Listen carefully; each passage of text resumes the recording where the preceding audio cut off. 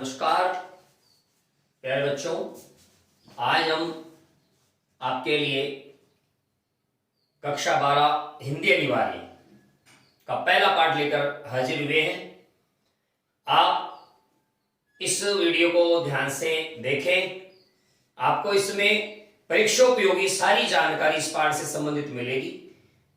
प्रश्न जो परीक्षा में पूछे जाने योग्य हैं, प्रत्येक पंक्ति का भावार्थ, उनकी व्याख्या, उनको कैसे सरलतम तरीके से उनका उत्तर दिया जाए, ये सारा आपको इस वीडियो में देखने को मिलेगा।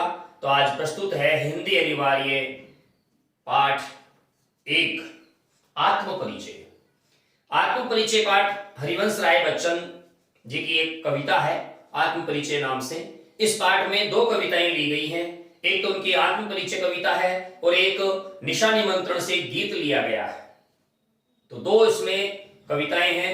आत्मपरिचय एक हालावादी भाव की रचना है, जिसमें उन्होंने स्वयं को हालावादी दर्शन से ओतप्रोत बताते हुए बहुत ही सुंदर तरीके से जीवन की विशद व्याख्या की है।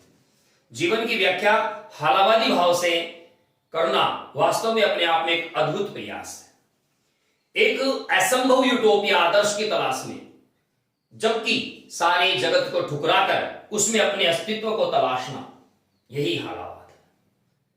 जीवन एक मधु कलश है और उसमें हमारे जो मन के विचार हैं, कल्पना रूपी साकी, और इस प्रकार से उसमें पूरी तरह डूबकर, पूरी तरह भाव विभोर होकर अपने जीवन को समस्त प्रकार के जो सुख दुख है उनसे अनछुए रखकर हर दुख सुख को सहज भाव से मीठा कड़वा घूट पीकर जो अपने आप में मग्न रहता हो, जो समस्त इस सृष्टि के जो नियंता है उसको एक पंथ से विचारने की शिक्षा देता हो, ऐसे हालावाद से ओतप्रोत ये रचना आत्मपरिचय आज हम पढ़ने जा रहे हैं।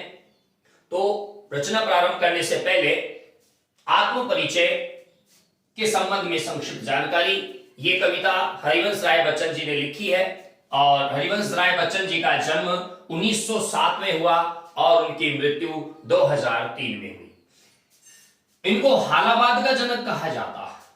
ये पहले इलाहाबाद यूनिवर्सिटी में प्राध्यापक रहे, फिर हिंदी विशेषज्ञ रहे। विदेश मंत्रालय में काफी समय तक इन्होंने हिंदी विशेषज्ञ के रूप में भी काम किया। रेडियो में भी इन्होंने काफी समय तक काम किया और बहुत ही विलक्षण प्रतिभा के ये धनी थे। मुखर इनका व्यक्तित्व था, लेखनी इनकी सहज सटीक और गांभीर्य से ओतप्रोत थी।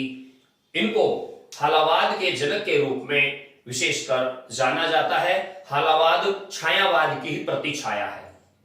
छायावाद के दौर में अपने आप में एक अद्भुत भाव लिए, रोमानी भाव लिए, उमर खय्याम की रुबाइयों से ओतप्रोत एक प्रेम रोमानी भाव लिए हुए जो कविता कर्म इन्होंने किया है वो श्लाघनीय है, प्रशंसनीय है। इन्होंने बहुत सारा काव्य रचा है, जिनमें से कुछ आत्मकथा, जैसे इनकी आत्मकथा इन्होंने अपने 4 भागों में लिखी है।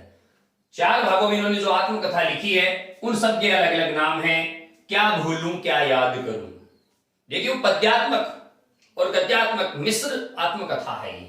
इसमें पद्य का भी प्रयोग हुआ है, यानी कविता का भी प्रयोग हुआ है और गद्य का भी प्रयोग हुआ है। एक कवि के द्वारा आत्मकथा लिखना सबसे महत्वपूर्ण होती है, सबसे परीक्षा की घड़ी होती है। क्यों? क्योंकि उसे उन समस्त सत्यों का उद्घाटन करना पड़ता है जो उसकी जिंदगी में कहीं ना कहीं अपना प्रभाव जिन्होंने छोड़ा है, और ऐसा करने में उसे पूरी ईमानदारी और विश्वसनीयता बरतनी होती है, क्योंकि वो किसी भी तथ्य को छुपा नहीं सकता, और जो अपने तथ्य को छुपा लेता है वह आत्मकथा कहीं भी नहीं जा सकती है। आत्म परिचय के संदर्भ में जयशंकर प्रसाद की एक छोटी सी कविता मुझे स्मरण हो आई है, जिसका शीर्षक है आत्मकथे, जो कक्षा 10 में चलती है। वो भी यही कहते हैं कि मेरे जीवन में ऐसी कोई घटना नहीं है जिसका वर्णन मैं आप लोगों के सामने कर सकूं, फिर भी इन्होंने अपनी आत्मकथा कही है। तो पहला, क्या भूलूं क्या याद करूं बसेरे से दूर। बसेरा यहां हम यूज कह सकते हैं कि लेखक कवि प्रवास के दिनों में कहीं गया और वहां पर उसने उस जीवन को जिया, उसको उन्होंने बसेरे से दूर। नीड़ का निर्माण फिर मैं आपको एक छोटी सी बात बता देना चाहता हूं। कवि हरिवंश राय बच्चन जी की 2 पत्नियां थी। पहली पत्नी श्यामा की मृत्यु के बाद, पहली पत्नी श्यामा की मृत्यु के बाद उन्होंने विरह काव्य लिखा था, और ये आत्मकथा नीड़ का निर्माण फिर दूसरी पत्नी तेजी बच्चन, जो इनकी दूसरी पत्नी थी, उनसे जब विवाह होता है तब जाकर यह आत्मकथा का भाग हमारे सम्मुख प्रस्तुत होता है। 10 द्वार से सोपान तक ये इनकी आत्मकथा 4 भागों में इन्होंने लिखी है। इनके कुछ काव्य संग्रह भी हैं। मधुशाला जो 1935 में इन्होंने लिखी थी, 1935 में, यह वो दौर था जब छायावाद अपने अंतिम चरण में था, क्योंकि 1935 में द प्रोग्रेसिव राइटर्स एसोसिएशन की स्थापना हो चुकी थी और 1936 में मुंशी प्रेमचंद के नेतृत्व में लखनऊ में उसका प्रथम अधिवेशन स्थापित किया गया, शुरू किया गया, और 1936 से फिर प्रगतिवाद शुरू हो जाता है। यानी छायावाद के अंतिम दौर में, अंतिम जो दौर है वो हालावाद का उत्कर्ष काल माना जाता है। ये मधुशाला, मधुबाला, मधुकलश, नए पुराने झरोके, टूटी फूटी कड़ियां, मिलन यामिनी, निशा निमंत्रण, ध्यान दीजिए, निशा निमंत्रण और एकांत संगीत, ये विरह काल की रचनाएं हैं। जब इनकी पहली पत्नी श्यामा की मृत्यु हो जाती है और दूसरा विवाह इन्होंने नहीं किया तब तक, उसके मध्य का जो विरह काल था, उस विरह काल को बड़े ही मार्मिक रूप में इन्होंने अपने काव्यों में रचा है। निशा निमंत्रण, एकांत संगीत, ये इन्होंने उस दौरान रचा है। आरती और अंगारे, सतरंगिनी, ये इनके कुछ काव्य हैं, काव्य संग्रह हैं। इन्होंने कुछ विदेशी पुस्तकों का हिंदी अनुवाद भी किया है, जो हैमलेट, जनगीता और मैकबेथ की जो अंग्रेजी रचनाएं हैं उनका इन्होंने हिंदी में अनुवाद किया है। इन्होंने एक डायरी भी लिखी है जिसका नाम है प्रवासी की डायरी। प्रवासी, यहां ध्यान दीजिए, मैं आपको पुनः इस तरफ ले चलता हूं। एक लिखा था मैंने, यहां पर देखिए, बसेरे से दूर, बसेरे से यानी घर से दूर, घर से दूर होना मतलब प्रवास। इन्होंने कुछ समय बाहर बिताया, जो जिसकी वजह से इन्होंने ये उस अध्याय को बसेरे से दूर नामक काव्यात्मक आत्मकथा में वर्णित किया है, और प्रवासी की डायरी में भी इन्होंने उन तथ्यों का विवेचन किया है।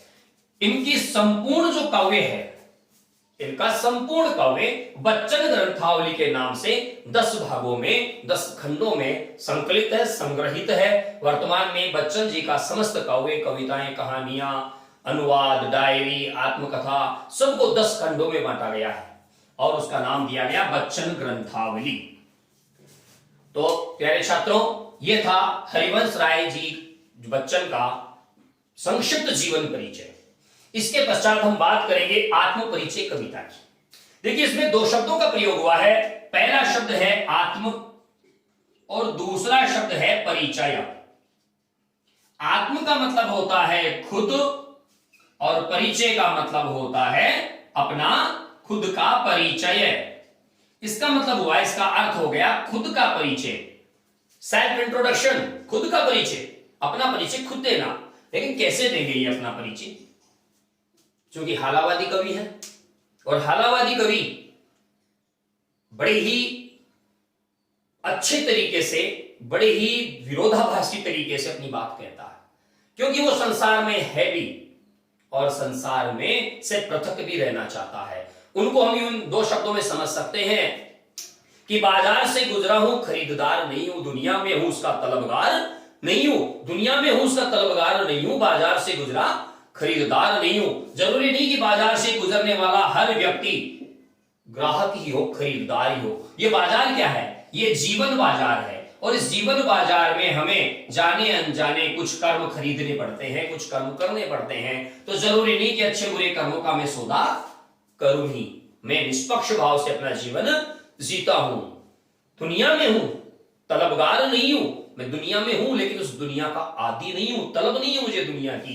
अर्थात दुनिया में रहकर दुनिया से निष्प्रियता, और यह निष्प्रियता का मतलब होता है कि उसमें है लेकिन वो उस पर हावी नहीं है। जैसे मैं आपको एक छोटा सा उदाहरण देता हूं, दुनिया में हूं उसका तलबगार नहीं, उसको हम यूं समझ सकते हैं कि कैसे नहीं है, ये पानी है, इस पात्र में पानी भरा हुआ है, इस पात्र में जो पानी भरा हुआ है उस पानी में हम एक बूंद तेल की डालते हैं, यह है तेल की बूंद। अब आप ध्यान से इस चीज को समझिए कि क्यों उन्होंने ऐसा कहा कि दुनिया में हूं उसका तलबगार नहीं हूं। यह दुनिया है, यह पानी नहीं है, यह दुनिया है, और यह तेल नहीं है, यह कवि है। अब आप इस पानी को हिलाइए, यह तेल इस पानी में मिल जाने की चेष्टा करेगा, लेकिन क्या पूरी तरह मिल पाएगा? नहीं मिल सकता। क्यों? क्योंकि तेल का अपना अस्तित्व है, पानी का अपना अस्तित्व है, दुनिया में दुनिया का अपना अस्तित्व है, और उस दुनिया में रहने वाले हर मनुष्य का अपना अस्तित्व है। समुद्र की लहरों से उछलकर एक बूंद जब ऊपर की ओर उठती है वो समुद्र का भाग, लेकिन आज एक बूंद के रूप में उसका अलग अस्तित्व है। और उस बूंद पर एक प्रकाश की किरण जब पड़ती है तो वो बूंद हीरे की माफिक या स्वर्णमय आभा से चमक उठती है। यही चमक, यही आभा उसके जीवन का सर्वोत्तम लक्ष्य है। तो दुनिया में रहकर भी, उस समुद्र में रहकर भी उस बूंद ने अपना एक क्षण अपने आप को आलोकित करने में लगाया। ऐसा ही भाव आत्मपरिचय कविता में हमें देखने को मिलता है। तो ये आत्मपरिचय कविता की संक्षिप्त जो जानकारी मैंने आपको दी, इसमें क्या है? कवि हरिवंश राय बच्चन ने आत्मपरिचय कविता में दुनिया के साथ अपने अंतर्विरोध, अपने संबंधों, इन सबको उजागर किया है। तो देखिए, आत्मपरिचय कविता के सामान्य परिचय भाग में आज बस इतना ही। अगले वीडियो में हम आत्मपरिचय कविता के सरल पदों की सरल व्याख्या एवं विश्लेषण लेकर आपके समक्ष पुनः हाजिर होंगे। आप हमारा YouTube चैनल बजरंगलाल सैनी गुरु सब्सक्राइब कीजिए और बने रहिए हमारे साथ लेटेस्ट वीडियो पाने के लिए। तब तक के लिए नमस्कार।